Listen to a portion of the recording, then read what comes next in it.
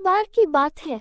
Elon नाम का एक बहादुर लड़का और उसकी चुलबुली बहन लीना बदलापुर के जंगलों के पास रहते थे। एक गर्मी की दोपहर को जब सूरज आकाश में लटक रहा था और हवा तितलियों के नृत्य से भरी थी, एलिन और लीना घर के पीछे जंगल का पता लगाने के लिए निकल पड़े। लंबे घास के बीच से गुजरते हुए उन्होंने चमकीले हरे तोतों की गपशप सुनी और झूलते बेलों पर आलसी लंगूर को देखा।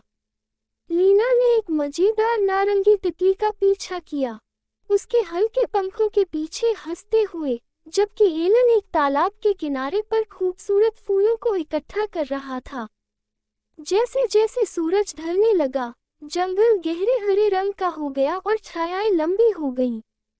लीना को थोड़ा डर लगने लगा। एलन, उसने कानाफूसी करते हुए कहा, मुझे घर जाने का मन कर रहा है। एलन मुस्कुराया और अपना हाथ बढ़ाया। चिंता मत करो लीना, हम जल्द ही घर पहुंच जाएंगे।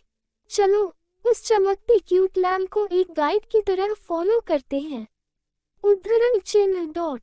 लीना ने अपने भाई का हाथ पकड़ लिया और वे क्यूट लैम्प की रोशनी का पीछा करने लगे।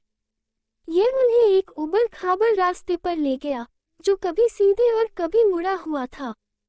थोड़ी देर बाद उन्होंने पेड़ों के बीच एक झिलमिलाहट देखी। यह उनकी प्यारी नाना नानी की झोपड़ी की रोशनी थी। जैसे ही एलन और लीना दौड़कर झोपड़ी के पास पहुंचे, उनकी नाना और नानी उन्हें खुले दरवाजे पर खड़ी मिली। उनकी आंखों में राहत और प्यार का भाव झलक रहा था। उन्होंने बच्चों को गले लगा लिया और उनकी कहानियां सुनी। उनकी बहादुरी और जंगल की खोजबीन पर उन्हें गर्व था। उस रात बिस्तर पर लेटते हुए एलन और लीना अपने जंगल के साहस के बारे में फुसफुसाते रहे।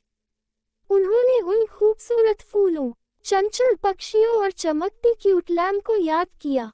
उन्हें पता चला था कि भले ही वे कभी-कभी खो जाते हैं, उनके पास एक दूसरे को हमेशा मिल जाता है और घर का रास्ता भी हमेशा उन्हें ढूंढ लेता है।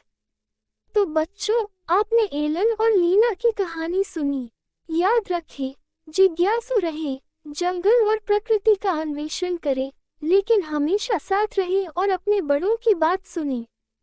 जंगल आपको कई रोमांचक कहानियां दे सकता है, लेकिन सुरक्षा सबसे महत्वपूर्ण है।